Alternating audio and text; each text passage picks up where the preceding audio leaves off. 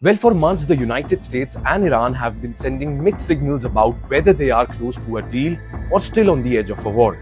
But now, US media reports that the two sides have finally agreed on a memorandum of understanding to prolong their fragile ceasefire.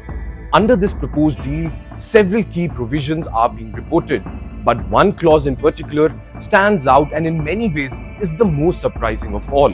If these reports are true, the same United States that tried to strangle Iran's economy with sanctions and military pressure could soon be backing a massive reconstruction plan for the same Islamic Republic.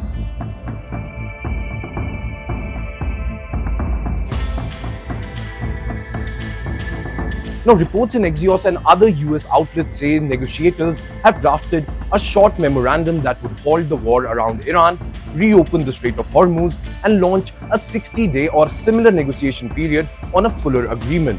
The framework is set to include roughly 14 points, ranging from limits of Iran's uranium stockpile to phase sanction relief and a timetable for lifting the US naval blockade. According to these accounts, the documents remain a draft and still need explicit approval from President Donald Trump, who has publicly insisted that Iran will not receive sanctions relief for free.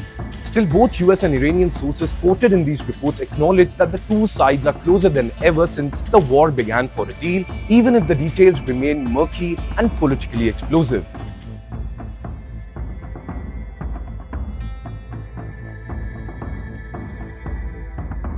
Now here comes the most interesting part. Among the many reported clauses, one stands out for its scale and symbolism, an investment mechanism for Iran itself. Citing an Iranian official, a US media report has highlighted a reference to a reconstruction program that would channel massive funds into Iran if a final agreement is signed. In fact, an Iranian lawmaker, Mason Zohurian, who sits on Parliament's Economic Committee in Iran, says the outline includes a promised $300 billion reconstruction program for Iran once a comprehensive deal is concluded.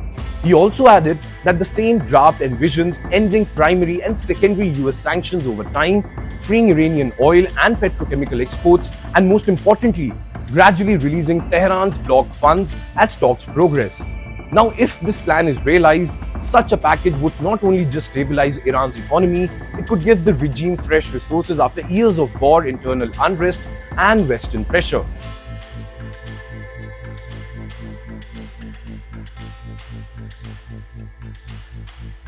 Now, this is where the political paradox lies. Trump came into this phase of confrontation promising maximum pressure, airstrikes, and a blockade meant to force Tehran to capitulate or face collapse.